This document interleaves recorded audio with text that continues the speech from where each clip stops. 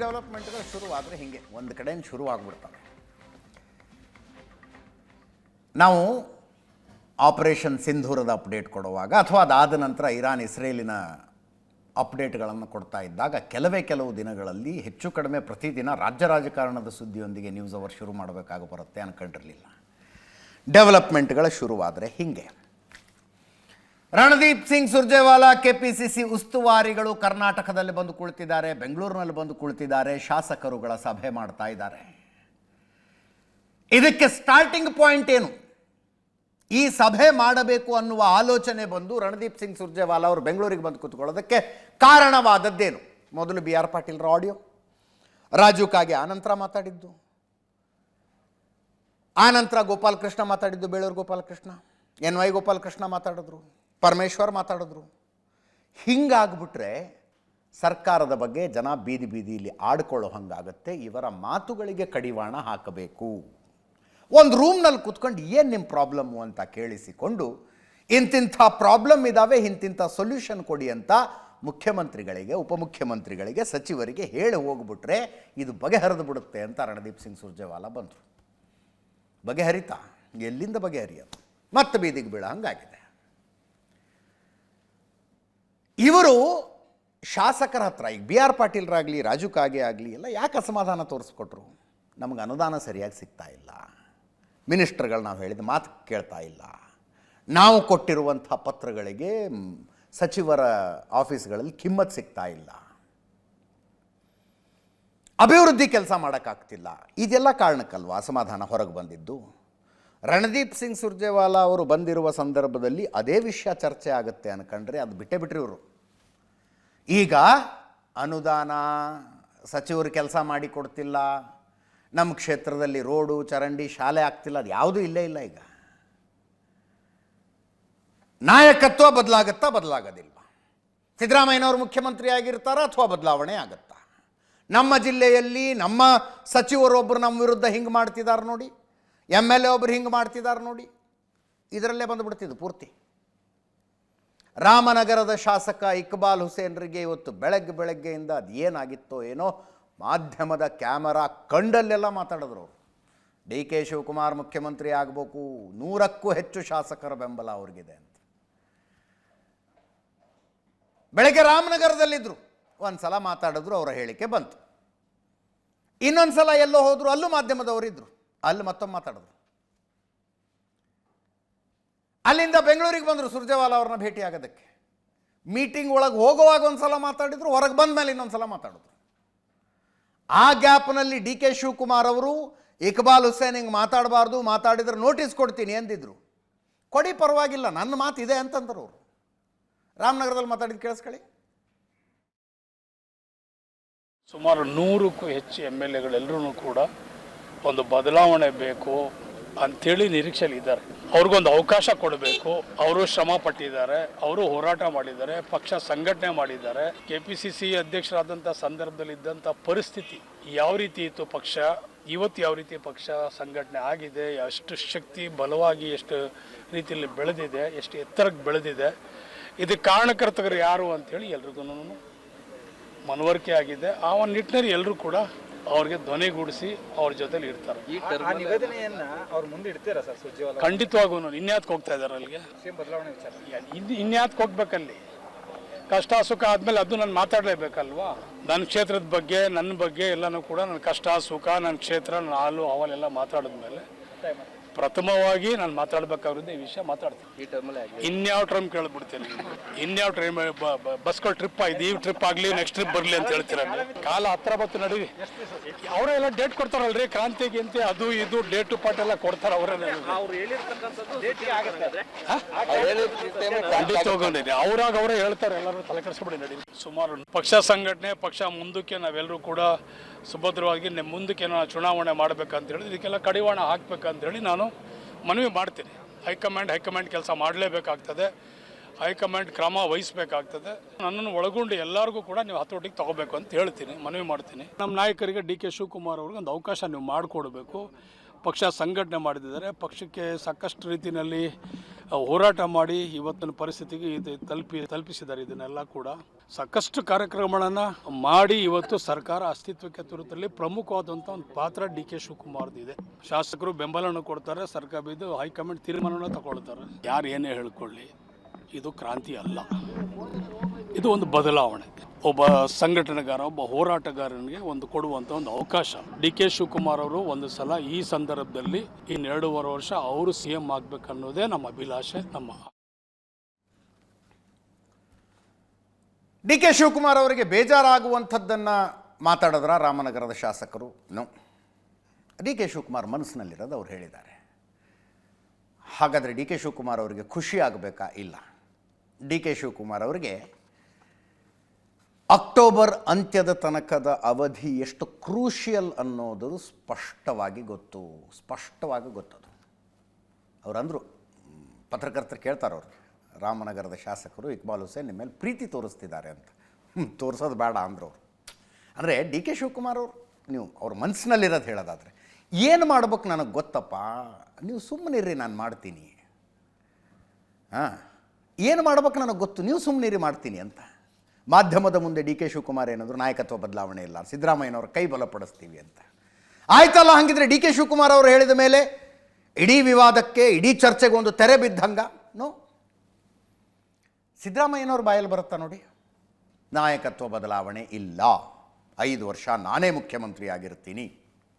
ಒಂದು ಮಾತು, ನೆನ್ನೆ KRSಗೆ ಬಾಗಿನ ಸಮರ್ಪಿಸುವುದಕ್ಕೆ ಹೋಗಿದ್ರಲ್ಲ, ಕೈ ಹಿಡಿದು ನಾವಿಬ್ಬರು ಒಂದಾಗಿದ್ದೀವಿ, ಬಂಡೆಯಷ್ಟು ಗಟ್ಟಿಯಾಗಿರುತ್ತೆ ಸರ್ಕಾರ. ಅವ್ರು ಹಂಗೆ ಅಂದು ಮುಗಿಸೋ ಅಷ್ಟರಲ್ಲಿ ಪತ್ರಕರ್ತರು ಕೇಳಿದ್ರು, ಹಂಗಿದ್ರೆ ನೀವೇ ಮುಖ್ಯಮಂತ್ರಿ ಆಗಿರ್ತೀರಾ ಅಂತ.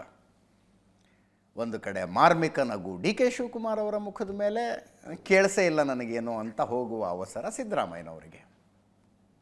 ಸಿದ್ದರಾಮಯ್ಯನವ್ರು ಹೇಳೋದಿಲ್ಲ ಅದನ್ನು. ಡಿ ಕೆ ಶಿವಕುಮಾರ್ ಅವರು ಇಕ್ಬಾಲ್ ಹುಸೇನ್ರಿಗೆ ಎಚ್ಚರಿಕೆ ಕೊಟ್ಟರು, ನೋಟಿಸ್ ಕೊಡ್ತೀವಿ ಅಂತ ಹೇಳಿದ್ರು. ನಾವು ಕರೆಕ್ಟಾಗಿ 7 ಗಂಟೆಗೆ ಲೆಫ್ಟ್ ರೈಟ್ ಆ್ಯಂಡ್ ಸೆಂಟ್ರ್ ಶುರು ಮಾಡಬೇಕು, ನೋಟಿಸ್ ಕೊಟ್ಟರು ಅನ್ನೋ ಸುದ್ದಿನೂ ಬಂತು. ಕೇಳಿಸ್ಕೊಳ್ಳಿ. ಯಾವ ಲೀಡರ್ಶಿಪ್ ಚೇಂಜ್ ವಿಚಾರ ಇಲ್ಲ, ಡಿಸ್ಕಷನ್ ಇಲ್ಲ, ಏನಿಲ್ಲ. ಮುಖ್ಯಮಂತ್ರಿಗಳು ಸಿದ್ದರಾಮಯ್ಯನವರು ಇದ್ದಾರೆ, ಅವ್ರ ಕೈ ಬಲಪಡಿಸೋದು, ನಮ್ಮ ಸರ್ಕಾರ ಕೈ ಬಲಪಡಿಸೋದು ಅಷ್ಟೇ. ಇಕ್ಬಾಲ್ ಹುಸೇನ್ಗೆ ನೋಟಿಸ್ ಇಶ್ಯೂ ಮಾಡ್ತೀನಿ ನಾನು. ಅವನು ಯಾರು ನನ್ನ CM, ನನಗೆ ಯಾರು CM ಆಗ್ತೀನಿ ಅಂತ ನಂಗೆ ಹೇಳೋದು ಅವಶ್ಯಕತೆ ಇಲ್ಲ. ಇವತ್ತು ನಾಳೆನೇ ಅವ್ನಿಗೆ ನೋಟಿಸ್ ಇಶ್ಯೂ ಮಾಡ್ತೀನಿ. ಅದೆಲ್ಲ ಬೇರೆ ವಿಚಾರ. ಪ್ರೆಸ್ ಮುಂದೆ ಯಾರು ಹೋಗ್ಬಾರ್ದು. ಇಕ್ಬಾಲ್ ಹುಸೇನ್ಗೂ ಹೇಳೋದಷ್ಟೇ, ಬಿ ಆರ್ ಪಾಟೀಲ್ ಹೇಳೋದಷ್ಟೇ, ಬಾಲಕೃಷ್ಣ ಹೇಳೋದಷ್ಟೇ, ಯಾರು ನನಗೆ ಬೇಡ, ಅವಶ್ಯಕತೆ ಇಲ್ಲ.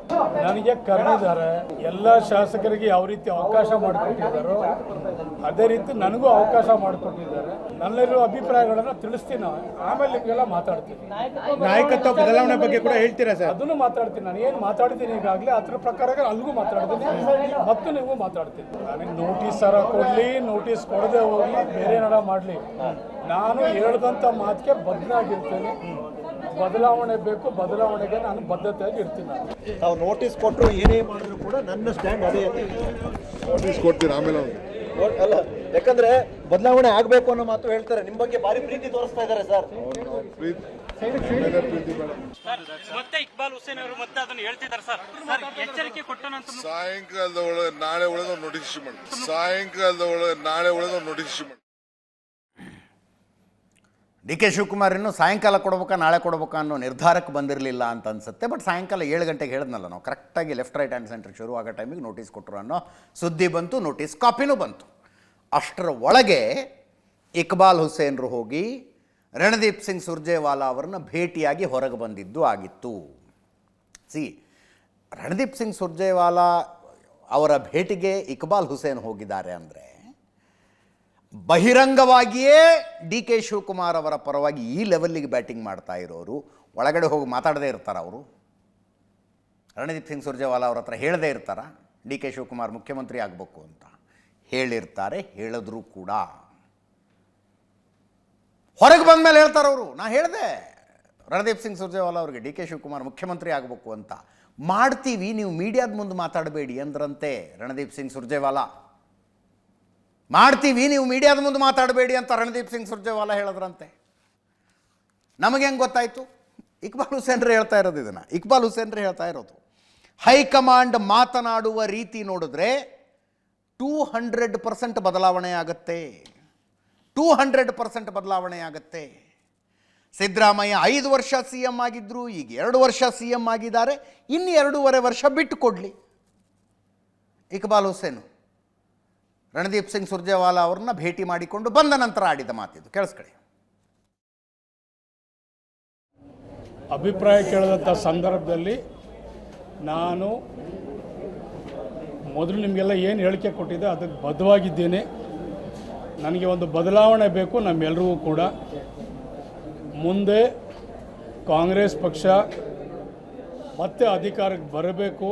ಸೊ ಶಿವಕುಮಾರ್ ಅವರು ಸಾಕಷ್ಟು ಇದರಲ್ಲಿ ಹೋರಾಟ ಮಾಡಿದ್ದಾರೆ, ಸಂಘಟನೆ ಮಾಡಿದ್ದಾರೆ. ಇವತ್ತು 140 MLAಗಳನ್ನು ಮಾಡಲಿಕ್ಕೆ ಅವ್ರ ಶ್ರಮ, ಬೆವರು, ಹೋರಾಟ ಎಲ್ಲವೂ ಕೂಡ ಇದೆ. ಅವ್ರಿಗೆ ಇವತ್ತು ಒಂದು ಅವಕಾಶ ಮಾಡ್ತೀವಿ. ನೀವೆಲ್ಲರೂ ಹಿಂಗೆಲ್ಲನೂ ಮೀಡಿಯಾದಲ್ಲಿ ಮಾತಾಡಬಾರ್ದು ಅಂತ ಹೇಳ್ತಾರೆ, ಮಾತಾಡಬೇಕಾಗ್ತದೆ, ನಾವು ಹೇಳ್ತೀವಿ. ಮೇಕೆದಾಟು ಹೋರಾಟ ನೋಡಿದ್ದೀರಿ, ಭಾರತ್ ಜೋಡೋ ನೋಡಿದ್ದೀರಿ. ನಾವು ಸಿದ್ದರಾಮಯ್ಯ ಅವರ ಭಾಳ ಆತ್ಮೀಯರು ನಾವೆಲ್ಲರೂ ಕೂಡ. ಪದೇ ಪದೇ ನಾವೆಲ್ಲರೂ ಕೂಡ ಈ ರೀತಿ ನಾವೆಲ್ಲರೂ ಕೂಡ ಪಕ್ಷದಲ್ಲಿ ಭಿನ್ನಾಭಿಪ್ರಾಯ ಮಾಡಬಾರ್ದು ಅಂತ ಹೇಳಿದ್ರು. ಸೊ ಬೇರೆಯವ್ರುಗಳಿಗೆ ನನಗೂ ಹೇಳಿ ಅಂತ ಹೇಳಿದ್ದೀನಿ. ನೋಡಿ, ನನಗೆ ಆಶಾಭಾವನೆ ಇದೆ. ಅವರು ಮಾತಾಡಿದಂಥ ರೀತಿ ನೀತಿ ನೋಡಿದ್ರೆ ನಮಗೆ 200% ಬದಲಾವಣೆ ಮಾಡಿ ಒಂದು ಸೂಕ್ತವಾದಂಥ ನ್ಯಾಯ ನಮಗೆಲ್ಲರೂ ಕೂಡ ಕೊಡ್ತಾರೆ ಅಂತೇಳಿ ನಾವು ಆಶ್ವಾಸ ಇದೆ. ಅವ್ರಿಗೂ ಅವಕಾಶ ಕೊಟ್ಟಿದ್ದೀವಿ. ಮೊದಲು 5 ವರ್ಷ ಇದ್ದರು, ಈಗೂ 2.5 ವರ್ಷ ಇದ್ದರು. ನಮಗೊಂದು 2.5 ವರ್ಷ ಅವಕಾಶ ನಮ್ಮ ಜಿಲ್ಲೆಯವರು, ನಮ್ಮವರು. ಶಿವಕುಮಾರ್ ಅವ್ರಿಗೆ ಸಾಕಷ್ಟು ಬೆಂಬಲ, ಶಾಸಕರ ಬೆಂಬಲನೂ ಇದೆ, ಹೈಕಮಾಂಡ್ ಬೆಂಬಲನೂ ಇದೆ, ಅವ್ರಿಗೆ ಆ ಶಕ್ತಿನೂ ಇದೆ. ಡಿ ಕೆ ಶಿವಕುಮಾರ್ ಅವರು ಇವತ್ತು ಸಂಜೆ ನಾಳೆ ಒಳಗೆ ನೋಟಿಸ್ ಕೊಡ್ತೀನಿ ಅಂದರು. ನೋಟಿಸ್ ಕೊಡ್ತೀನಿ ಅಂದ ಮೇಲೂ ಈ ಮಾತುಗಳನ್ನು ಇಕ್ಬಾಲ್ ಹುಸೇನ್ ಆಡಿದ್ರು. ಸಾಯಂಕಾಲ 7 ಗಂಟೆಗೆ ನೋಟಿಸ್ ಬಂತವ್ರಿಗೆ. ಮಾಧ್ಯಮಗಳಲ್ಲಿ ಮಾನ್ಯ ಮುಖ್ಯಮಂತ್ರಿ ಬದಲಾವಣೆ ವಿಷಯದಲ್ಲಿ ಹೇಳಿಕೆ ನೀಡಿದ್ದೀರಿ, ಪಕ್ಷದಲ್ಲಿ ಗೊಂದಲ, ಮುಜುಗರ ಉಂಟು ಮಾಡಿದ್ದೀರಿ. ಈ ಬಹಿರಂಗ ಹೇಳಿಕೆ ಪಕ್ಷಕ್ಕೆ ಮುಜುಗರ ಉಂಟು ಮಾಡಿದೆ, ಪಕ್ಷದ ಶಿಸ್ತು ಉಲ್ಲಂಘನೆಯಾಗಿದೆ. ಇದನ್ನು ಅಶಿಸ್ತಿನ ಹೇಳಿಕೆ ಅಂತ ಗಂಭೀರವಾಗಿ ಪರಿಗಣಿಸಲಾಗಿದೆ. ಹೀಗಾಗಿ ಈ ಕಾರಣ ಕೇಳಿ ನೋಟಿಸ್ ತಲುಪಿದ 1 ವಾರದೊಳಗೆ ನಿಮ್ಮ ಸಮಜಾಯಿಷಿ ನೀವು ಕೊಡಬೇಕು ಅಂತ ಸ್ವತಃ ಡಿ ಕೆ ಶಿವಕುಮಾರ್ ಅವರೇ ಸಹಿ ಹಾಕಿರುವಂಥ ಕಾರಣ ಕೇಳಿ ನೋಟಿಸ್, ಶೋಕಾಸ್ ನೋಟಿಸ್ ಅವರಿಗೆ ಬಂದಿದೆ. ಇದು ಒಂದು ಕಥೆ ಆಯಿತು. ಇನ್ನೊಂದು ಬಿ ಆರ್ ಪಾಟೀಲ್ರದ್ದು. ನನಗೆ ಡೌಟು, ಇದು ಕಾಕತಾಳೀಯ ಆಗಿರೋದಕ್ಕೆ ಸಾಧ್ಯನಾ ಅಂತ. ಇಡೀ ಎಪಿಸೋಡ್ ಆರಂಭ ಆಗಿದ್ದು, ಇದಕ್ಕೆ ಗುದ್ಲಿ ಪೂಜೆ ಆಗಿದ್ದೇ ಬಿ ಆರ್ ಪಾಟೀಲ್ರ ಆಡಿಯೋದಿಂದ. ಸರ್ಫರಾಜ್ ವಸತಿ ಸಚಿವ ಜಮೀರ್ ಅಹಮದ್ ಖಾನ್ರ PA ಜೊತೆಗೆ ಮಾತಾಡಿದ ಆಡಿಯೋ ಬಂದುಬಿಡ್ತು. ಟೇಕ್ ಅವೇ ಏನಪ್ಪ ಆಡಿಯೋದಂದರೆ, ನಾನು ಕೊಟ್ಟಿರೋ ಲೆಟ್ರಿಗೆ ಮನೆಗಳ ಸ್ಯಾಂಕ್ಷನ್ ಆಗ್ತಾ ಇಲ್ಲ, ಗ್ರಾಮ ಪಂಚಾಯತ್ ಅಧ್ಯಕ್ಷರುಗಳು ದುಡ್ಡು ಕೊಟ್ಟು ಸ್ಯಾಂಕ್ಷನ್ ಮಾಡಿಸಿಕೊಳ್ತಾ ಇದ್ದಾರೆ, ನಮ್ಮ ಮರ್ಯಾದೆ ಏನಾಗಬೇಕು. मैं मुंह खोले तो ಸರ್ಕಾರ ಹಿಲ್ ಜಾಯೇಗಾ, ನಾ ಬಾಯಿ ಬಿಟ್ಟರೆ ಸರ್ಕಾರ ಅಲ್ಲಾಡ್ಬಿಡುತ್ತೆ ಅಂದರು. ಆ ಆಡಿಯೋ ಹೊರಗೆ ಬಂದ ನಂತರದ ಸರಣಿ ಎಪಿಸೋಡ್ಗಳು ಇವೆಲ್ಲ ಆಗ್ತಿರೋದು. ಈಗ ಅವ್ರದ್ದೊಂದು ವಿಡಿಯೋ ಅಂದರೆ ಮಾತಾಡ್ತಿರೋದು. ನಿನ್ನೆ ರಣದೀಪ್ ಸಿಂಗ್ ಸುರ್ಜೇವಾಲಾ ಅವ್ರನ್ನ ಭೇಟಿಯಾಗಿದ್ದಾರೆ, ಬೆಂಗಳೂರಿನಲ್ಲಿ ಹಾಲ್ಟ್ ಮಾಡಿದ್ದಾರೆ. ಬೆಳಗ್ಗೆನೇ ಕೆಲಸಕ್ಕೆ KR ಪೇಟೆಗೆ ಹೋಗಿದ್ದಾರೆ. KR ಪೇಟೆಯಲ್ಲಿ ಯಾರ್ದೋ ಜೊತೆಗೆ ಫೋನಲ್ಲಿ ಮಾತಾಡ್ತಿರೋದು ಅವರು. ಈ ವಿಡಿಯೋ ನೋಡಿದ್ರೆ ಪಕ್ಕದಲ್ಲಿರೋರು ಫೋನಲ್ಲಿ ಶೂಟ್ ಮಾಡ್ಕೊಂಡಿದ್ದಾರೆ, ಇದನ್ನು ವಿಡಿಯೋ ಮಾಡ್ಕೊಂಡಿದ್ದಾರೆ, ಇದನ್ನು ಅವ್ರು ಮಾತಾಡ್ತಾ ಇರೋದು ಪಕ್ಕದಲ್ಲಿರೋರು. ಆ ಆಡಿಯೋ ಸರ್ಫರಾಜ್ ಮತ್ತು BR ಪಾಟೀಲರ ಮಧ್ಯದ ಸಂಭಾಷಣೆ. ಸರ್ಫರಾಜ್ ಅದನ್ನು ರೆಕಾರ್ಡ್ ಮಾಡಿ ಮಾಧ್ಯಮಕ್ಕೆ ಬಿಟ್ಟಿರುವ ಸಾಧ್ಯತೆ ಇದೆಯಾ ಅಂದರೆ, ಏನು ಅವ್ರಿಗೇನು ಹುಚ್ಚ ಬೆಪ್ಪ ಸರ್ಫರಾಜ್ಗೆ ಆ ಆಡಿಯೋ ಬಿಡೋದಕ್ಕೆ? ಮತ್ತೆ ಎಲ್ಲಿಂದ ಬರೋಕ್ಕೆ ಸಾಧ್ಯ? ನಿಮಗೆ ಗೊತ್ತಾಗತ್ತೆ. ಈ ವಿಡಿಯೋ BR ಪಾಟೀಲರು ಎಲ್ಲ ಸಂತೆಯಲ್ಲಿ ನಿಂತ್ಕೊಂಡು ಮಾತಾಡ್ತಿರೋದಲ್ಲ, ಒಂದು ಕೋಣೆಯೊಳಗೆ 4-5 ಜನ ಇದ್ದಾರೆ. ಈಗ ನಾವ್ಯಾರು ಹಿಂಗೆ ಮಾತಾಡ್ತಿರುವಾಗ ಪಕ್ಕದಲ್ಲಿ ಯಾರು ವಿಡಿಯೋ ಶೂಟಿಂಗ್ ಮಾಡ್ತಿರೋ ಅವ್ರ ಕಡೆ ಗಮನ ಹೋಗೋದಿಲ್ವೇನ್ರಿ? ಏನಯ್ಯ ಮಾಡ್ತಿದ್ಯಾ ಅಂತ ಕೇಳೋದಿಲ್ವಾ? ಇದು ಕೂತ್ಕೊಂಡು ಮಾತಾಡ್ತಿದ್ದಾರೆ ಇವರು, ಪಕ್ಕದಲ್ಲಿದ್ದು ವಿಡಿಯೋ ಶೂಟ್ ಮಾಡಿರೋದು ಬಂತು ಹೊರಗೆ. ಮ್ಯಾಟ್ರ್ ಏನು ಕೇಳಿಸ್ಕೊಳ್ಳಿ ಒಮ್ಮೆ. ಲಕ್ಕಿ ಲಾಟ್ರಿ ಹೊಡೆದ್ಬಿಟ್ಟ, ಮುಖ್ಯಮಂತ್ರಿ ಆದ. ನಾನು ಸೋನಿಯಾ ಗಾಂಧಿ ಭೇಟಿ ಮಾಡಿಸುವ ಮನೆ first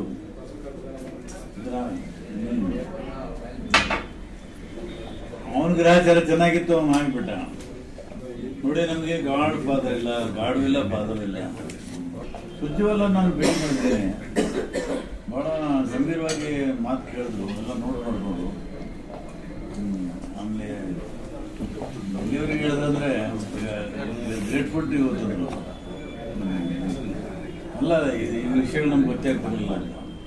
left high command and CM ಯಾರು ಹೇಳಿ ಹೈಕಮಾಂಡ್ ಅವರು ಡಿಸೈಡ್ ಆಗಿ ಮಾತು ಮಾಡಿ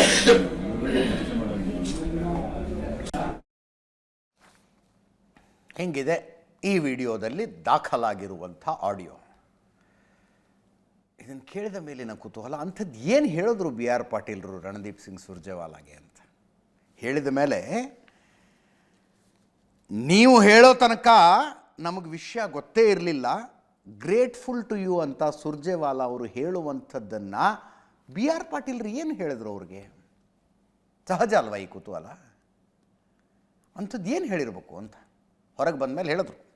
ತಮ್ಮ ರಿಲೀಸ್ ಆದಂಥ ವಿಡಿಯೋದಲ್ಲಿನ ಆಡಿಯೋಗೆ BR ಪಾಟೀಲರದ್ದೇ ಸ್ಪಷ್ಟೀಕರಣ. CM ಬದಲಾವಣೆ ಬಗ್ಗೆ ಮಾತಾಡೋ ಶಕ್ತಿ ನನಗಿಲ್ಲ. CM ಬದಲಾವಣೆ ಹೈಕಮಾಂಡ್ಗೆ ಬಿಟ್ಟಿದ್ದು. ನನಗೆ DK ಶಿವಕುಮಾರ್ CM ಆಗೋದು ಗೊತ್ತಿಲ್ಲ. ಸಿದ್ದರಾಮಯ್ಯ ಮೇಲೆ ಕೆಲವೊಂದಷ್ಟು ವಿಷಯಕ್ಕೆ ಬೇಸರ ಇದೆ, ಅನುದಾನ ನೀಡುವ ವಿಷಯದಲ್ಲಿ ಬೇಜಾರಿದೆ. ಇದನ್ನು ಹೈಕಮಾಂಡ್ ಹತ್ರ ಹೇಳ್ಕೊಂಡಿದ್ದೀನಿ ಅಂತ ಇನ್ನು ಸಿದ್ದರಾಮಯ್ಯನವರು ಬಂದಾಗ ಮಾಧ್ಯಮದವರು ಅದನ್ನು ಕೇಳಿದ್ರು, BR ಪಾಟೀಲ್ರು ಹಿಂಗೆ ಅಂತಿದಾರಲ್ಲ ಅಂತ. ಹೌದು, ನಾನು ಅದೃಷ್ಟವಂತ. ಅದರಲ್ಲಿ ಹೇಳ್ತಾರಲ್ಲ ಲಕ್ಕಿ ಅಂದರೆ ಇವರೆಲ್ಲ 8 ಜನರ ಜೊತೆಗೆ ಒಟ್ಟೊಟ್ಟಿಗೆ ಬಂದವರು ಇವರು JDSನಿಂದ ಕಾಂಗ್ರೆಸ್ಸಿಗೆ. ಸಿದ್ದರಾಮಯ್ಯನವರು ಒಬ್ಬರು ಮುಖ್ಯಮಂತ್ರಿ ಆಗಿದ್ದಾರೆ. BR ಪಾಟೀಲರು one of the senior most MLAs ಕ್ಯಾಬಿನೆಟ್ನಲ್ಲಿಲ್ಲ. ಅವ್ರು ಹೇಳ್ತಾರೆ, ಹೌದು ಸಿದ್ದರಾಮಯ್ಯನವ್ರ ರಿಯಾಕ್ಷನ್.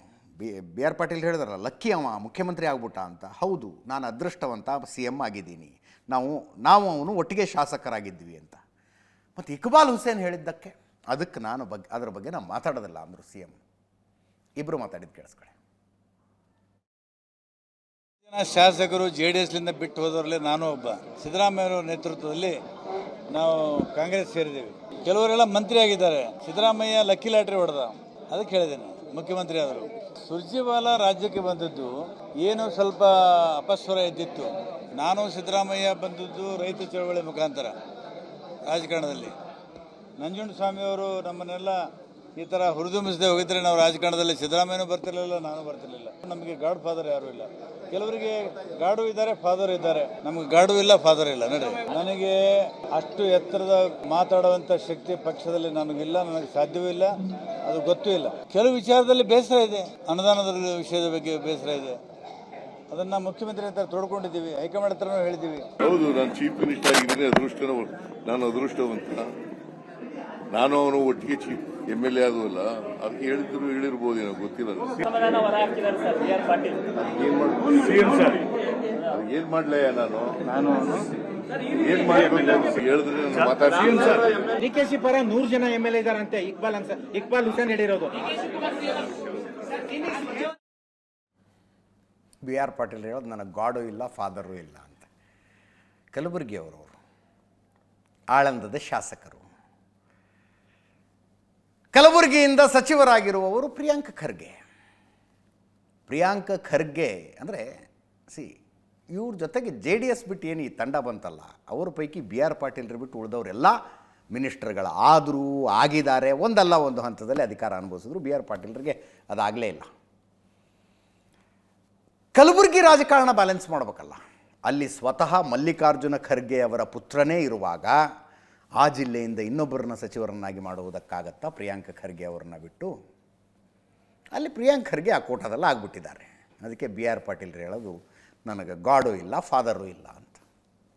ಸುರ್ಜೇವಾಲಾ ಅವರು ಇವತ್ತು ಬೆಂಗಳೂರಿನಲ್ಲಿ 2ನೇ ದಿನ ಶಾಸಕರ ಅಹವಾಲು ಕೇಳಿಸಿಕೊಳ್ಳುವುದಕ್ಕೆ ಬಂದ 2ನೇ ದಿನ. ನಿನ್ನೆ 8 ಜನ MLAಗಳನ್ನು ಮಾತಾಡಿಸಿದ್ರು. ಮೊದಲನೆಯವರೇ BR ಪಾಟೀಲು, 2ನೇಯವರಾಗಿ ರಾಜು ಕಾಗೆ ಅವ್ರನ್ನ ಕರೆಯಲಾಗಿತ್ತು. ಅವ್ರಿಗೆ ಲಾಸ್ಟ್ ಮಿನಿಟ್ ಕಮ್ಯುನಿಕೇಷನ್ ಆಗಿದ್ದಕ್ಕೆ ಬರೋಕ್ಕಾಗಲಿಲ್ಲ. ಇವತ್ತು ಬಂದಿದ್ದರು ಅವರು. ಇವತ್ತು 20 ಶಾಸಕರ ಜೊತೆಗೆ 1 to 1 ಚರ್ಚೆ, ಒಬ್ಬರಾದ ಮೇಲೆ ಒಬ್ಬರು.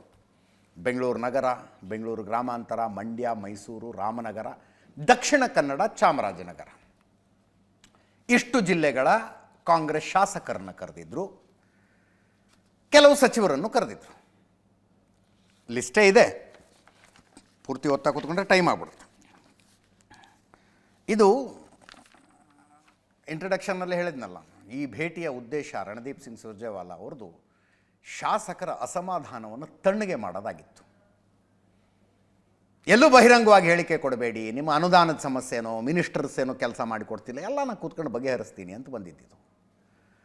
ಇಲ್ಲಿ ಶಾಸಕರು ತಮ್ಮ ಕ್ಷೇತ್ರದ ಸಮಸ್ಯೆ ಅದು ಹೇಳಿದ್ರು ಹೇಳಲಿಲ್ಲವೋ, ಎಷ್ಟು ಹೇಳಿದ್ರು ಎಷ್ಟು ಬಿಟ್ಟರು, ಕಂಪ್ಲೇಂಟ್ಸ್ ಮಾತ್ರ ಭರ್ತಿ ಹೇಳಿದ್ದಾರೆ. ಕಂಪ್ಲೇಂಟ್ಸ್, ನಮ್ಮ ಜಿಲ್ಲೆಯಲ್ಲಿ ನಮ್ಮ MLA ಹಿಂಗೆ, ಪಕ್ಕದ MLA ಹಿಂಗೆ ಮಾಡ್ದ, ಮಿನಿಸ್ಟ್ರ್ ಹಂಗೆ ಮಾಡಿದ್ರು. ಅದರ ಜೊತೆಗೆ ಎಲ್ಲ ಶಾಸಕರಿಗೂ ಕುತೂಹಲ, ಚೀಫ್ ಮಿನಿಸ್ಟರ್ ಬದಲು ಮಾಡೋ ಯೋಚನೆ ಏನಾದರೂ ಹೈಕಮಾಂಡಿಗೆ ಇದೆಯಾ ಅಂತ. ಅವರವರ ಬಣದವರು ಅವರವ್ರ ಪರವಾಗಿ ಏನು ಬ್ಯಾಟಿಂಗ್ ಮಾಡಬೇಕು ಮಾಡಿದ್ದಾರೆ.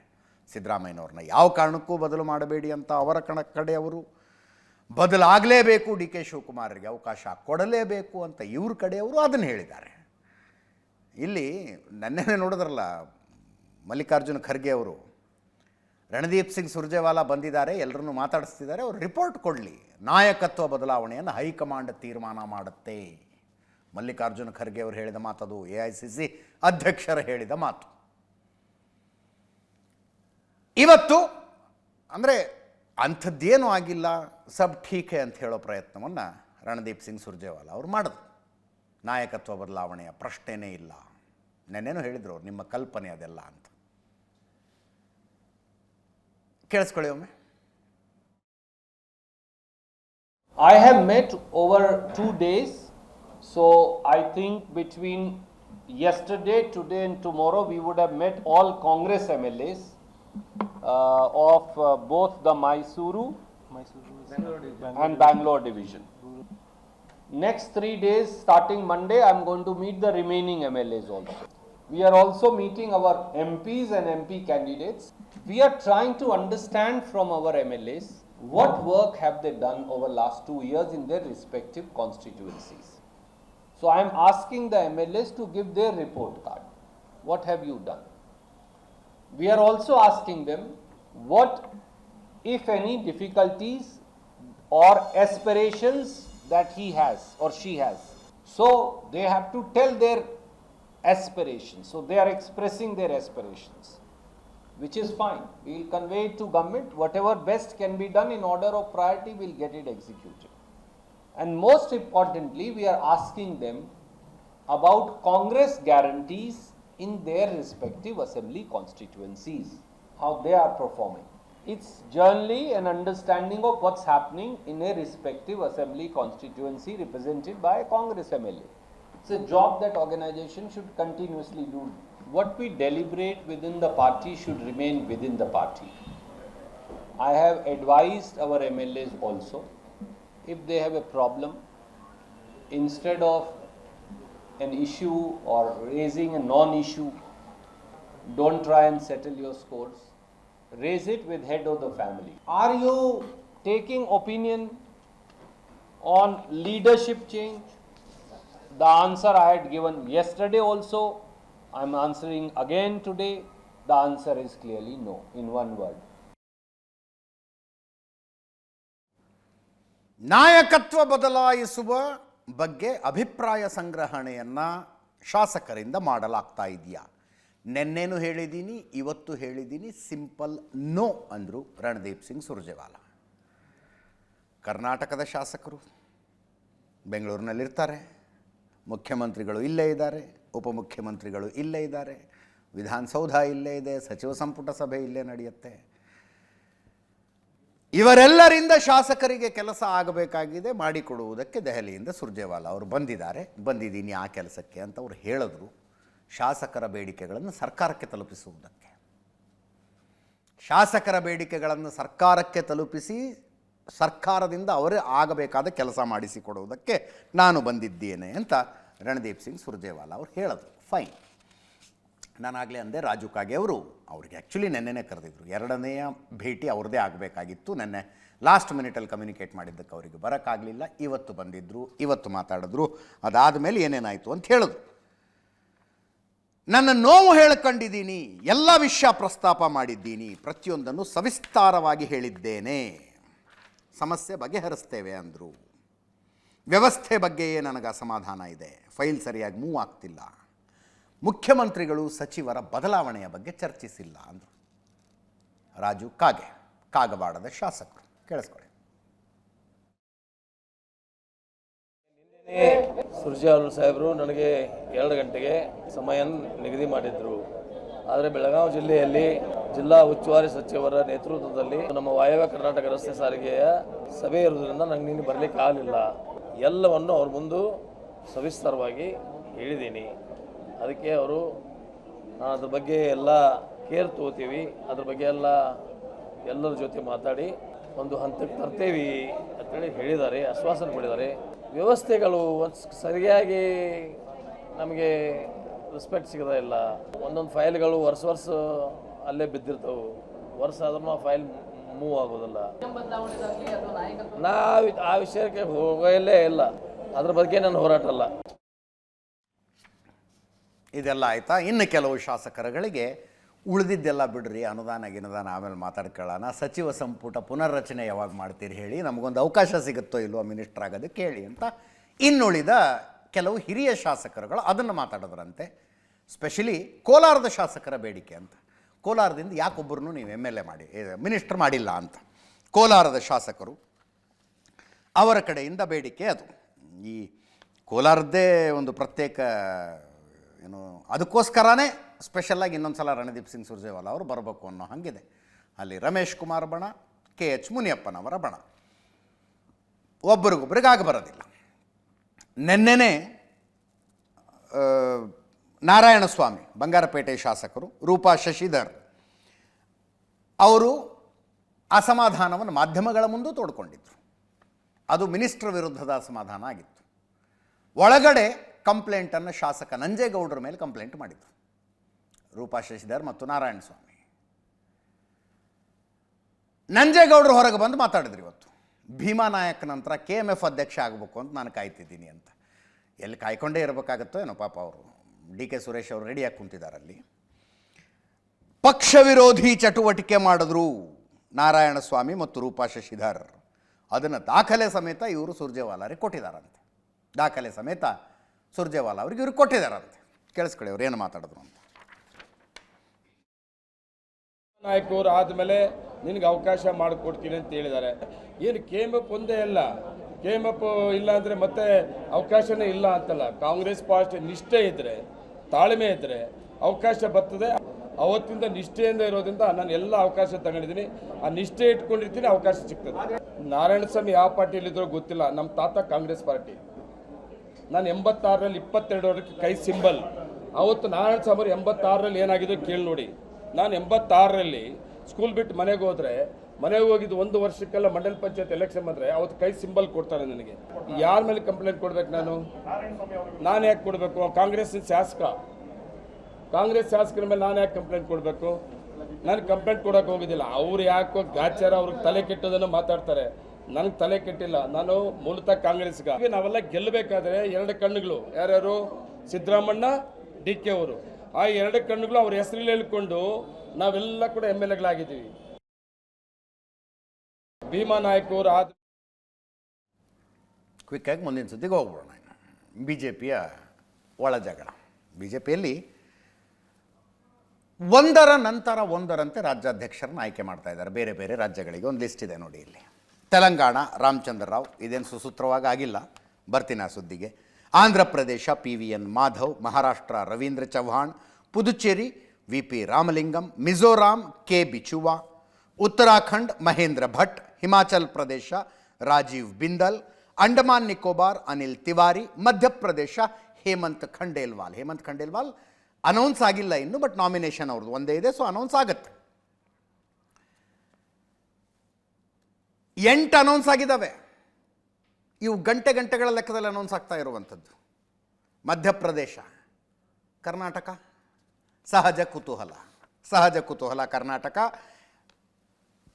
ರಾಜ್ಯಾಧ್ಯಕ್ಷನಾಗಿ ಮುಂದುವರಿತೀನಿ ಅಂತ ವಿಜೇಂದ್ರರ ಹುರುಪಿನಲ್ಲಿದ್ದಾರೆ. ಅವರ ವಿರೋಧಿ ಪಾಳೆಯದವರು ರಾಜ್ಯಾಧ್ಯಕ್ಷರು ಬದಲಾಗ್ತಾರೆ ಅನ್ನುವ ನಿರೀಕ್ಷೆಯಲ್ಲಿ ಅವರಿದ್ದಾರೆ. ಈ ಮಧ್ಯದಲ್ಲಿ ಸಂಧಾನದ ಮೇಲೆ ಸಂಧಾನ, ಸಭೆಗಳ ಮೇಲೆ ಸಭೆಗಳಾಗ್ತಾ ಇದ್ದಾವೆ.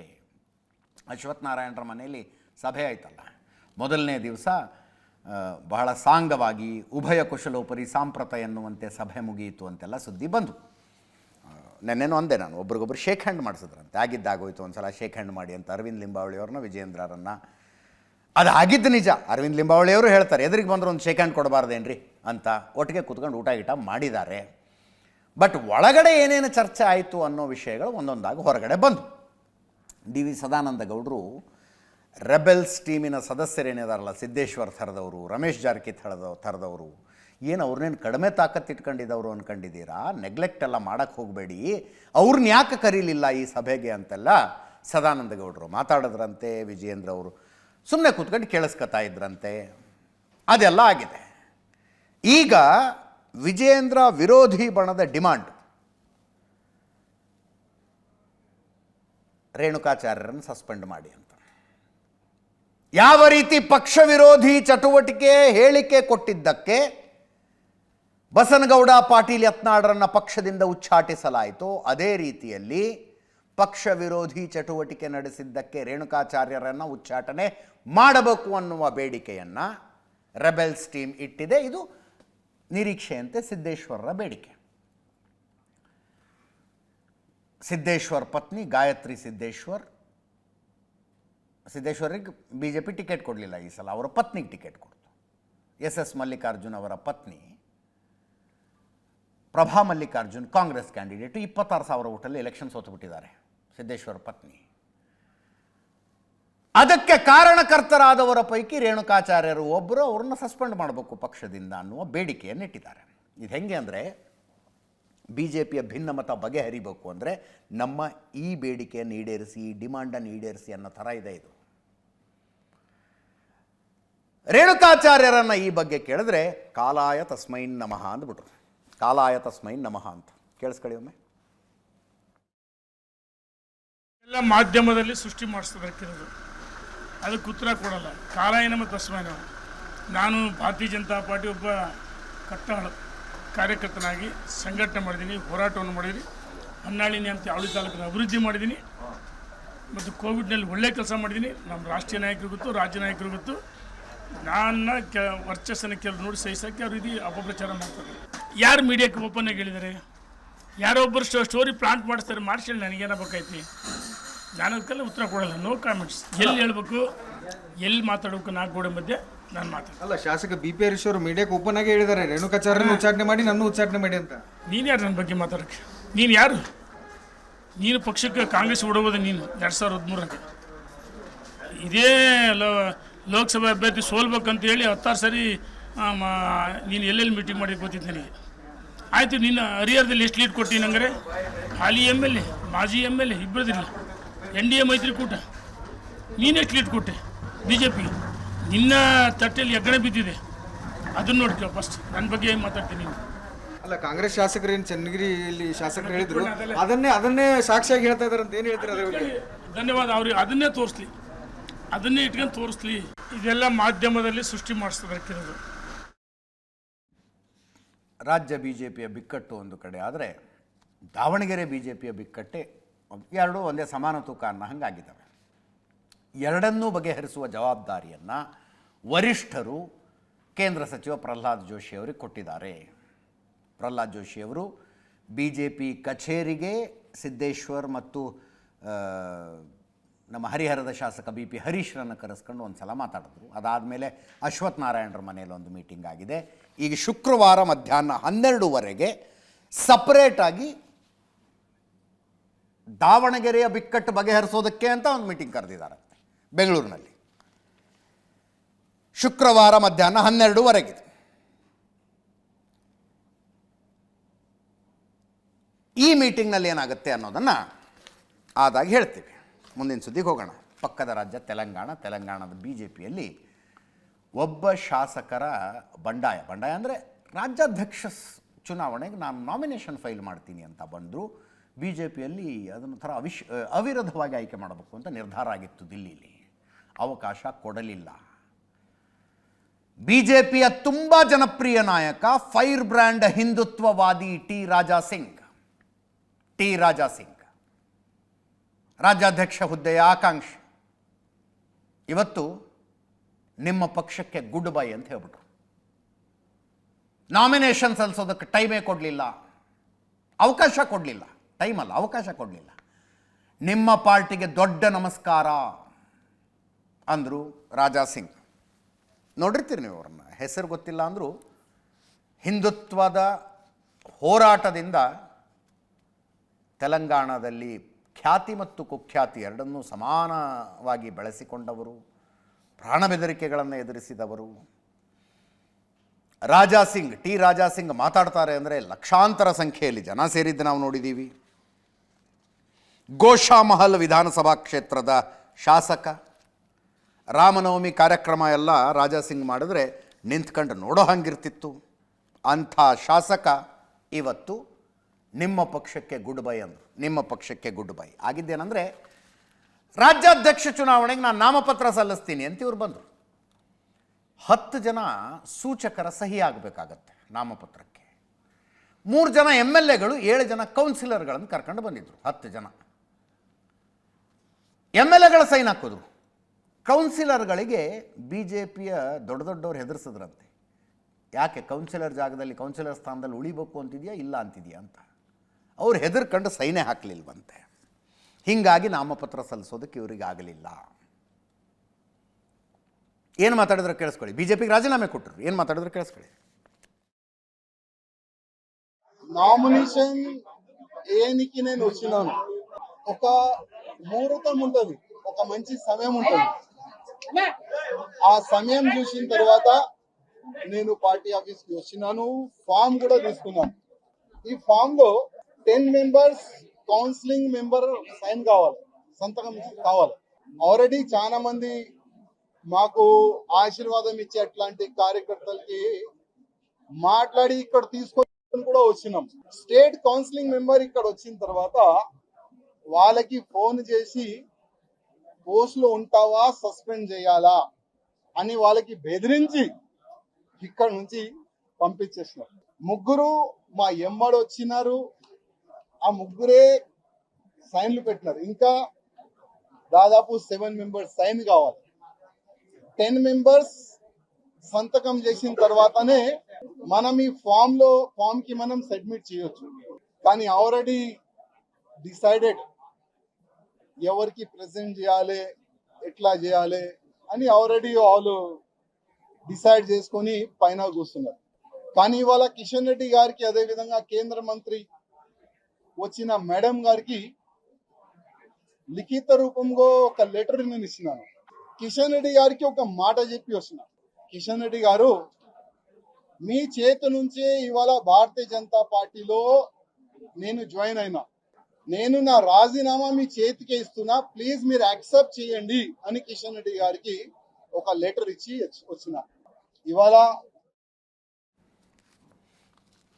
ಟಿ ರಾಜಾ ಸಿಂಗ್ ಗೋಶಾಮಹಲ್ ಕ್ಷೇತ್ರದ ಶಾಸಕರು. ಸ್ಪೆಷಾಲಿಟಿ ಏನಪ್ಪ ಅಂದರೆ, ಅಸಾದುದ್ದೀನ್ ಓವೈಸಿ ಗೆಲ್ತಾರಲ್ಲ ಹೈದರಾಬಾದ್ ಲೋಕಸಭಾ ಕ್ಷೇತ್ರ. ಹೈದರಾಬಾದ್ನಲ್ಲಿ 1 ಲೋಕಸಭಾ ಕ್ಷೇತ್ರದ ವ್ಯಾಪ್ತಿಯಲ್ಲಿ 7 ವಿಧಾನಸಭಾ ಕ್ಷೇತ್ರಗಳು ಬರ್ತವೆ. ಆ 7 ವಿಧಾನಸಭಾ ಕ್ಷೇತ್ರಗಳ ಪೈಕಿ 6 AIMIM ಗೆದ್ದುಕೊಳ್ಳುತ್ತೆ. 1ರಲ್ಲಿ ಈ ಮನುಷ್ಯ ಗೆಲ್ತಾ ಬಂದಿದ್ದಾರೆ. ಅಸಾದುದ್ದೀನ್ ಓವೈಸಿ ಪ್ರತಿನಿಧಿಸುವ ಲೋಕಸಭಾ ಕ್ಷೇತ್ರದ ವ್ಯಾಪ್ತಿಯಲ್ಲಿ ಬರುವ ವಿಧಾನಸಭಾ ಕ್ಷೇತ್ರ ಗೋಶಾಮಹಲ್. ಅಲ್ಲಿಂದ ಗೆಲ್ತಾ ಬರುವಂಥ ಶಾಸಕರು ಟಿ ರಾಜಾ ಸಿಂಗ್. ಮೂಲತಃ ಹೈದರಾಬಾದ್ನವರಲ್ಲ, ತೆಲುಗು ಐಟಲ್ಲ. ಇವರ ಕುಟುಂಬ ವ್ಯಾಪಾರಕ್ಕಾಗಿ ವಲಸೆ ಬಂದಿದ್ದು ಅಂತ ಹೇಳ್ತಾರೆ. ಈಗ ರಾಮಚಂದ್ರ ರಾವ್ ರಾಜ್ಯಾಧ್ಯಕ್ಷರಾಗಿ ಆಯ್ಕೆಯಾದರು. ತೆಲಂಗಾಣ BJPಯ ರಾಜ್ಯಾಧ್ಯಕ್ಷರು. ಹೈಕೋರ್ಟ್ ವಕೀಲರು, ವಿಧಾನ ಪರಿಷತ್ತಿನ ಮಾಜಿ ಸದಸ್ಯ, ABVPಯಲ್ಲಿದ್ದರು, ಭಾರತೀಯ ಜನತಾ ಯುವ ಮೋರ್ಚಾದಲ್ಲಿದ್ದರು, BJP ಕಾನೂನು ಘಟಕದಲ್ಲಿದ್ದರು. ಈ ಹಿಂದೆ BJP ಹೈದರಾಬಾದ್ ಘಟಕದ ನೇತೃತ್ವವನ್ನು ವಹಿಸಿದ್ರು. ಇವರನ್ನು ಅವಿರೋಧವಾಗಿ ಆಯ್ಕೆ ಮಾಡಬೇಕು ಅಂತ ಹೈಕಮಾಂಡ್ನಿಂದ ಸೂಚನೆ ಬಂದಿತ್ತು. ಚುನಾವಣಾಧಿಕಾರಿಯಾಗಿ ಶೋಭಾ ಕರಂದ್ಲಾಜೆ ಅವರು ಹೋಗಿದ್ದರು. ಅಲ್ಲಿ ಘೋಷಣೆಯನ್ನು ಮಾಡಲಾಯಿತು, ಹೊಸ ಅಧ್ಯಕ್ಷರ ಘೋಷಣೆ. ಪಾಯಲ್ ಶಂಕರ್ BJPಯ ತೆಲಂಗಾಣ BJPಯ ನಾಯಕರು ಸ್ಟೇಟ್ಮೆಂಟ್ ಕೊಟ್ಟರು, ಯಾವ ನಿಯಮವೂ ಉಲ್ಲಂಘನೆ ಆಗಿಲ್ಲ ಅಂತ. BJP ರಾಜ್ಯಾಧ್ಯಕ್ಷರ ಆಯ್ಕೆ ಪ್ರಕ್ರಿಯೆ ನಿಯಮದ ಪ್ರಕಾರ ನಡೆದಿದೆ. ರಾಜ್ಯಾಧ್ಯಕ್ಷರ ಆಯ್ಕೆ ಪ್ರಕ್ರಿಯೆಯಲ್ಲಿ ನಿಯಮ ಉಲ್ಲಂಘನೆ ಆಗಿಲ್ಲ, ಸಂಪೂರ್ಣವಾಗಿ ಪಕ್ಷದ ನಿಯಮಗಳ ಅನುಸಾರ ನಡೆದಿದೆ. ಕೇಂದ್ರ ವಕ್ತಾರರ ನೇತೃತ್ವದಲ್ಲಿ ರಾಜ್ಯಾಧ್ಯಕ್ಷರ ಆಯ್ಕೆ ನಡೆಯಿತು. ಕೆಲವರು ಇಲ್ಲ ಸಲ್ಲದ ಆರೋಪ ಮಾಡ್ತಿದ್ದಾರೆ, ಅದು ಸುಳ್ಳು. ಸರ್ವಾನುಮತದಿಂದ ರಾಮಚಂದ್ರ ರಾವ್ ಆಯ್ಕೆ ಮಾಡಲಾಗಿದೆ ಅಂತ ಪಾಯಲ್ ಶಂಕರ್ ಬಿಜೆಪಿಯ ಶಾಸಕರ ಹೇಳಿಕೆ ಇದು. ಮುಂದಿನ ಸುದ್ದಿ ಇಂಟರ್ನ್ಯಾಷನಲ್ ನ್ಯೂಸ್ಗೆ ಹೋಗೋಣ. ಈಗ ಡೊನಾಲ್ಡ್ ಟ್ರಂಪ್, ಬಹುಶಃ ಡೊನಾಲ್ಡ್ ಟ್ರಂಪ್ ಬಗ್ಗೆ ಮಾಡಿದಷ್ಟು ಸುದ್ದಿಯನ್ನು ಯಾವ ಅಂತಾರಾಷ್ಟ್ರೀಯ ನಾಯಕನ ಬಗ್ಗೆಯೂ ಮಾಡಿಲ್ಲ ಅನಿಸುತ್ತೆ. ಅಮೇರಿಕದ ಅಧ್ಯಕ್ಷರು ಆಯ್ಕೆಯಾದಾಗ ಬಿಡಿ, ನಾಮಿನೇಷನ್ ಫೈಲ್ ಮಾಡಿದಾಗಿನಿಂದಲೂ ಚುನಾವಣಾ ಪ್ರಚಾರ, ಗೆಲುವು, ಅಧಿಕಾರ ವಹಿಸಿಕೊಳ್ಳುವುದು ಎಲ್ಲದರಲ್ಲೂ ಜೊತೆಗಿದ್ದವರು ಎಲಾನ್ ಮಸ್ಕ್. ಈಗ ಇಬ್ಬರಿಗೂ ಕಿತ್ತೋಗಿದೆ. ಎಷ್ಟರ ಮಟ್ಟಿಗೆ ಕಿತ್ತೋಗಿದೆ ಅಂದರೆ ಟ್ವಿಟರ್ನಲ್ಲಿ ಬಡದಾಡ್ಕೊತಾ ಇದ್ದಾರೆ. ಟ್ವಿಟರ್ನಲ್ಲಿ ಡೊನಾಲ್ಡ್ ಟ್ರಂಪ್ ಅಧಿಕಾರ ವಹಿಸಿಕೊಂಡ ನಂತರ ಪಕ್ಕದಲ್ಲಿ ಎಲಾನ್ ಮಸ್ಕ್ ಇಲ್ಲದ ಹೊರತು ಯಾವ ದೊಡ್ಡ ತೀರ್ಮಾನಗಳನ್ನು ಟ್ರಂಪ್ ತೆಗೆದುಕೊಳ್ಳೋದಿಲ್ಲ ಅನ್ನುವ ಪರಿಸ್ಥಿತಿ ಬಂದಿತ್ತು.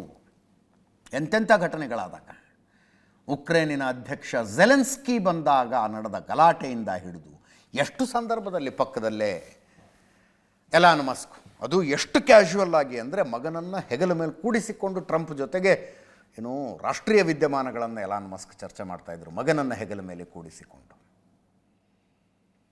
ಬಿಗ್ ಬ್ಯೂಟಿಫುಲ್ ಬಿಲ್ ಅನ್ನುವ ಒಂದು ಬಿಲ್ ವಿಷಯದಲ್ಲಿ, ಮಸೂದೆಯ ವಿಷಯದಲ್ಲಿ ಇಬ್ಬರ ಮಧ್ಯದಲ್ಲಿ ತಿಕ್ಕಾಟ. ಡಾಡ್ಜ್ ಅನ್ನುವ ಡಿಪಾರ್ಟ್ಮೆಂಟ್ನ ನೇತೃತ್ವವನ್ನು ಎಲಾನ್ ಮಸ್ಕ್ ವಹಿಸಿಕೊಂಡ್ರು, ಜವಾಬ್ದಾರಿ ಕೊಟ್ಟರು ಡೊನಾಲ್ಡ್ ಟ್ರಂಪ್ ಎಲಾನ್ ಮಸ್ಕಿಗೆ. ಡಾಡ್ಜ್ ಕೆಲಸ ಏನು? ಹಣದ ಸೋರಿಕೆಯನ್ನು ತಡೆಯೋದು, ವಿನಾಕಾರಣ ಎಲ್ಲಿ ಅಮೆರಿಕ ಸರ್ಕಾರ ಖರ್ಚು ಮಾಡ್ತಾ ಇದೆಯೋ ಅದನ್ನು ನಿಲ್ಲಿಸೋದು ಡಾಡ್ಜ್ನ ಕೆಲಸ. ಅದರ ಭಾಗವಾಗಿ ನಿಮಗೆ ನೆನಪಿರ್ಬೋದು, ಬೇರೆ ಬೇರೆ ದೇಶಗಳಲ್ಲಿ ಪ್ರಜಾಪ್ರಭುತ್ವ ಉಳಿಸುವುದಕ್ಕೆ ಅಮೇರಿಕನ್ ಸರ್ಕಾರ ಖರ್ಚು ಮಾಡೋದು ಅಂಥೇಳಿ ತಮಗೆ ಫೇವರೇಬಲ್ ಆದ ಸರ್ಕಾರವನ್ನು ಎಲೆಕ್ಷನ್ಗೆ ತರೋದಕ್ಕೆ ಅಮೆರಿಕ ಖರ್ಚು ಮಾಡ್ತಿತ್ತು. ಅದನ್ನು ನಾವು ನಿಲ್ಲಿಸ್ತಾ ಇದ್ದೀವಿ ಅಂತ ಎಲಾನ್ ಮಸ್ಕ್ ಘೋಷಣೆ ಮಾಡಿದರು. ಭಾರತಕ್ಕೂ ಆ ದುಡ್ಡು ಬಂದಿತ್ತು. ಇರಲಿ, ಈಗ ಬಿಗ್ ಬ್ಯೂಟಿಫುಲ್ ಬಿಲ್ ವಿಷಯದಲ್ಲಿ ಕಿತ್ತಾಟ. ಎಲ್ಲಿ ತನಕ ಕಿತ್ತಾಟ ಅಂದರೆ, ಈ ಬಿಲ್ ಬಂದದ್ದೇ ಆದರೆ ಪರ್ಯಾಯ ರಾಜಕೀಯ ಪಕ್ಷವನ್ನೇ ನಾನು ಕಟ್ತೀನಿ ಅಂತ ಎಲಾನ್ ಮಸ್ಕ್ ಹೇಳ್ತಾ ಇದ್ದಾರೆ. ಮತ್ತೆ ಸೌತ್ ಆಫ್ರಿಕಾಕ್ಕೆ ಹೋಗಬೇಕಾಗಿ ಬರುತ್ತೆ, ಹುಷಾರು ಅಂತ ಡೊನಾಲ್ಡ್ ಟ್ರಂಪ್ ಎಚ್ಚರಿಕೆ ಎಲಾನ್ ಮಸ್ಕ್ಗೆ. ಎಲಾನ್ ಮಸ್ಕಿನ ತಂದೆ ಸೌತ್ ಆಫ್ರಿಕಾ, ತಾಯಿ ಕೆನಡಾದವರು, ಇರೋದು ಅಮೇರಿಕದಲ್ಲಿ, ಬಿಸ್ನೆಸ್ ಅಮೇರಿಕದಲ್ಲಿ. ಅಂದರೆ ನಿಮ್ಮ ಅಪ್ಪನ ದೇಶಕ್ಕೆ ಮತ್ತೆ ಹೋಗಬೇಕಾಗಿ ಬರಬಹುದು ನೋಡು, ಹುಷಾರು ಅಂತ ಡೊನಾಲ್ಡ್ ಟ್ರಂಪ್ ಎಲಾನ್ ಮಸ್ಕಿಗೆ ಎಚ್ಚರಿಕೆ ಕೊಡ್ತಾ ಇದ್ದಾರೆ. That is Donald Trump. ಏನಾರೂ ಆಗಬಹುದು. ಬಹಿರಂಗ ಸಮರ ಇದು. ಎಲಾನ್ ಮಸ್ಕ್ ಹೇಳ್ತಾ ಇದ್ದಾರೆ, ಈ ಬಿಲ್ ಬಂದದ್ದೇ ಆದರೆ ಅಮೆರಿಕದ ಮೇಲೆ $3 ಟ್ರಿಲಿಯನ್ ಹೆಚ್ಚುವರಿ ಹೊರೆ ಬೀಳುತ್ತೆ ಅಂತ. ಹೆಚ್ಚುವರಿ ಹೊರೆ ಬೀಳುತ್ತೆ. ಅದಕ್ಕೆ ಹೇಳಿದ್ರು ಹೊಸ ಪಕ್ಷ ಕಟ್ತೀನಿ ನಾನು ಅಂತ. ಬಿಲ್ ಜಾರಿಯಿಂದಾಗಿ ಖರ್ಚು ಅತಿಯಾಗುತ್ತೆ, ಇದು ಸಾಲದ ಹೊರೆಯನ್ನು ಮತ್ತಷ್ಟು ಹೆಚ್ಚು ಮಾಡುತ್ತೆ. ಅಮೇರಿಕನ್ ಸಾಲ ಈ ಬಿಲ್ನ ಕಾರಣಕ್ಕಾಗಿ $5 ಟ್ರಿಲಿಯನ್ ಹೆಚ್ಚಾಗುತ್ತೆ. ಜನ ಕಾಳಜಿಯ ಹೊಸ ಪಾರ್ಟಿಗೆ ಇದು ಸೂಕ್ತವಾದ ಕಾಲ. ಈ ಬಿಲ್ ಪಾಸ್ ಆದರೆ ಡೆಮಾಕ್ರೆಟಿಕ್ ಮತ್ತು ರಿಪಬ್ಲಿಕ್ ಪಾರ್ಟಿಗೆ ಪರ್ಯಾಯವಾಗಿ ಹೊಸ ಪಕ್ಷ ಸ್ಥಾಪನೆ ಮಾಡ್ತೀನಿ ಅಂತ ಎಲಾನ್ ಮಸ್ಕ್ ಘೋಷಣೆ ಮಾಡಿದ್ರು. ಅದಕ್ಕೆ ಡೊನಾಲ್ಡ್ ಟ್ರಂಪ್ ಹೇಳಿದ್ದು, ಅಧ್ಯಕ್ಷ ಸ್ಥಾನಕ್ಕೆ ಬೆಂಬಲಿಸುವ ಮೊದಲೇ ಮಸ್ಕ್ಗೆ ಗೊತ್ತಿತ್ತು ನಾನು EV ಮ್ಯಾಂಡೇಟನ್ನು ವಿರೋಧಿಸ್ತೀನಿ ಅಂತ. ಆ ಬಿಲ್ ಏನನ್ನೋದಕ್ಕೆ ವಿವರಕ್ಕೆ ಬರ್ತೀನಿ ನಾನು. EV ವಾಹನ ಒಳ್ಳೆಯದು, ಆದರೆ ಒತ್ತಾಯ ಮಾಡಬಾರ್ದು. ಮಸ್ಕ್ ಅವರು ಎಲ್ಲರಿಗಿಂತ ಹೆಚ್ಚು ಸಬ್ಸಿಡಿಯ ಲಾಭ ಪಡೆದಿದ್ದಾರೆ. ಮುಂದೆ ಸಬ್ಸಿಡಿ ಸಿಗದಿದ್ದರೆ ಎಲಾನ್ ಮಸ್ಕ್ ಅಂಗಡಿ ಮುಚ್ಚಬೇಕಾಗತ್ತೆ. ದಕ್ಷಿಣ ಆಫ್ರಿಕಾಕ್ಕೆ ಮಸ್ಕ್ ಹಿಂತಿರುಗಬೇಕಾಗಿ ಬರಬಹುದು. ಡೊನಾಲ್ಡ್ ಟ್ರಂಪ್ ಟ್ವೀಟ್ ಇದು. ಬಿಗ್ ಬ್ಯೂಟಿಫುಲ್ ಬಿಲ್ಗೆ ಮಸ್ಕ್ ವಿರೋಧ. ಸೆನೆಟ್ನಲ್ಲಿ ಮಂಡನೆಯಾಗಿದೆ. ಕೆಲವು ದಿನಗಳಿಂದ ಇದರ ಬಗ್ಗೆ ಚರ್ಚೆ ಆಗ್ತಾ ಇದೆ. ಈ ಬಿಲ್ ಪಾಸ್ ಆಗಬಾರ್ದು ಅಂತ ಎಲಾನ್ ಮಸ್ಕ್ ಅಮೆರಿಕದಲ್ಲಿ ಕ್ಯಾಂಪೇನ್ ಮಾಡ್ತಾ ಇದ್ದಾರೆ. ಸಾಲ ಹೆಚ್ಚಾಗುತ್ತೆ ಅಂತ. 2025ರಿಂದ 2034 ಮಧ್ಯದಲ್ಲಿ $3.3 ಟ್ರಿಲಿಯನ್ ಸಾಲ ಮಾಡಬೇಕಾಗತ್ತೆ ಅಮೆರಿಕ ಅಂತ. ಈಗಾಗಲೇ ಅಮೆರಿಕಕ್ಕೆ $36 ಟ್ರಿಲಿಯನ್ ಸಾಲ ಇದೆ. ಈ ಬಿಲ್ನಿಂದ ಸರ್ಕಾರದ ಖರ್ಚು ಹೆಚ್ಚಾಗುತ್ತೆ ಅಂತ ಎಲಾನ್ ಮಸ್ಕ್ ಹೇಳ್ತಿದ್ರೆ, ಈ ಬಿಲ್ ಬಂದರೆ ಅಮೆರಿಕಕ್ಕೆ ಲಾಭ ಆಗುತ್ತೆ ಅಂತ ಡೊನಾಲ್ಡ್ ಟ್ರಂಪ್ ವಾದ. ಏನಿದು? EVಗಳು ಎಲೆಕ್ಟ್ರಾನಿಕ್ ಕಾರುಗಳು, ಅದರ ಜೊತೆಗೆ ಗ್ರೀನ್ ಎನರ್ಜಿ ಉತ್ಪಾದನೆ ಮಾಡುವಂಥ ಸಂಸ್ಥೆಗಳೇನಿದಾವಲ್ಲ ಅವು ಹೆವಿಲಿ ಸಬ್ಸಿಡೈಸ್ಡ್. ಸಹಜ ಕೂಡ ಅದು. ಇವತ್ತಿನ ಟ್ರಾನ್ಸಿಷನ್ ಕಾಲದಲ್ಲಿ ಯಾವುದೇ ಒಂದು ಮುಂದುವರಿತಾ ಇರುವ ದೇಶ ಅಥವಾ ಮುಂದುವರೆದಿರುವ ದೇಶ ತನ್ನ ದೇಶದಲ್ಲಿ ಡೀಸೆಲ್ಲು ಪೆಟ್ರೋಲು ಬಳಸುವ ಕಾರು ವಾಹನಗಳಿಗಿಂತ ಎಲೆಕ್ಟ್ರಿಸಿಟಿ ಮೇಲೆ ಓಡುವಂಥ ಕಾರು ವಾಹನಗಳು ಜಾಸ್ತಿ ಇರಬೇಕು ಅಂತ ಬಯಸ್ತವೆ. ರಿನ್ಯೂಯಬಲ್ ಎನರ್ಜಿ ಜಾಸ್ತಿ ಇರಬೇಕು ಅಂತ ಬಯಸ್ತಾರೆ. Solar, wind power, hydro electricity ಜಾಸ್ತಿ ಇರಬೇಕು ಅಂತ. ಅದಕ್ಕೆ ಪ್ರೋತ್ಸಾಹ ಕೊಡೋದಕ್ಕೆ ಸರ್ಕಾರಗಳ ಸಬ್ಸಿಡಿ ಕೊಡ್ತವೆ. ಆ ಸಬ್ಸಿಡಿ ಕೊಡೋದನ್ನು ನಿಲ್ಲಿಸ್ತೀವಿ ಅಂತ ಡೊನಾಲ್ಡ್ ಟ್ರಂಪ್ ಹೇಳ್ತಾ ಇದ್ದಾರೆ. ನೋ ಮೋರ್ ಸಬ್ಸಿಡಿ ಅಂತ. ಜನ ಯಾವುದು ಬೇಕೋ ಅದನ್ನು ತಗೊಳ್ಳಿ, ಸಬ್ಸಿಡಿ ಯಾಕೆ ಕೊಡಬೇಕು? ಸಬ್ಸಿಡಿಗಾಗಿ ಟ್ರಿಲಿಯನ್ ಗಟ್ಟಲೆ ಖರ್ಚಾಗ್ತಿದೆ ಅಂತ ಡೊನಾಲ್ಡ್ ಟ್ರಂಪ್ ವಾದ. ಅದನ್ನು ನಿಲ್ಲಿಸಬೇಕು ಅಂತ. ಎಲಾನ್ ಮಸ್ಕ್, ಅಮೆರಿಕದಲ್ಲಿ EV ಕಾರುಗಳ ದೊಡ್ಡ ಮಾರ್ಕೆಟ್ ಇದೆ. ಅತಿ ಹೆಚ್ಚು ಮಾರ್ಕೆಟ್ ಶೇರ್ ಎಲಾನ್ ಮಸ್ಕ್ ಒಡೆತನದ ಟೆಸ್ಲಾ ಕಂಪನಿದು. ಟೆಸ್ಲಾ 43% ಮಾರ್ಕೆಟ್ ಶೇರ್ ಅವ್ರದ್ದು. ಅದರ ಅರ್ಥ 100 EVಗಳು ಓಡಾಡ್ತಾ ಇದ್ದಾವೆ ಅಮೆರಿಕದಲ್ಲಿ ಅಂದರೆ ಅವುಗಳ ಪೈಕಿ 43 ಎಲಾನ್ ಮಸ್ಕ್ ಓನರ್ಶಿಪ್ನ ಟೆಸ್ಲಾ ಕಾರುಗಳಾಗಿರ್ತವೆ. ಒಂದೊಂದು ಕಾರಿಗೆ $7,500 ಸಬ್ಸಿಡಿಯನ್ನು ಅಮೆರಿಕ ಸರ್ಕಾರ ಕೊಡುತ್ತೆ. ಅಂದರೆ ಸುಮ್ಮನೆ ರೌಂಡ್ ಫಿಗರಲ್ಲಿ ಹೇಳೋದು ನಾನು, $1ಗೆ ಒಂದು ಟೆಸ್ಲಾಗೆ $1,00,000 ಇದೆ ಅಂತಂದರೆ -7,500 $92,500 ಮಾತ್ರ ಗ್ರಾಹಕ ಕೊಡಬೇಕು. 7,500 ಅಮೆರಿಕ ಸರ್ಕಾರ ಕೊಡುತ್ತೆ ಟೆಸ್ಲಾಗೆ. ಅದನ್ನು ನಿಲ್ಲಿಸ್ತೀನಿ ಅಂತ ಈಗ ಡೊನಾಲ್ಡ್ ಟ್ರಂಪ್ ಹೇಳ್ತಾ ಇರೋದು. ವಿಂಡ್ ಪವರ್ ಉತ್ಪಾದನೆ ಮಾಡುವ ಕಂಪನಿಗಳು, ಸೋಲಾರ್ ಕಂಪನಿಗಳು, ಇದೆಲ್ಲವಕ್ಕೂ ಕೊಡ್ತಾ ಇರುವ ಸಬ್ಸಿಡಿ ನಿಲ್ಲಿಸಬೇಕು ಅಂತ. ಅದಕ್ಕೆ ಎಲಾನ್ ಮಸ್ಕ್ ವಿರೋಧ. ಇದು ಎಲ್ಲಿಗೆ ಹೋಗಿ ನಿಲ್ಲುತ್ತೋ ಗೊತ್ತಿಲ್ಲ. ಎಲ್ಲಿಗೆ ಹೋಗಿ ನಿಲ್ಲುತ್ತೋ ಗೊತ್ತಿಲ್ಲ. ಆಯಿತು, ಇದರೊಂದಿಗೆ ಇವತ್ತಿನ ನ್ಯೂಸ್ ಅವರ್ ಮುಗಿಸ್ತಾ ಇದ್ದೀನಿ. ನೇರ ದಿಟ್ಟ ನಿರಂತರ ಸುದ್ದಿಗಾಗಿ ನೋಡ್ತಾ ಇರಿ ಏಷ್ಯಾನೆಟ್ ಸುವರ್ಣ ನ್ಯೂಸ್.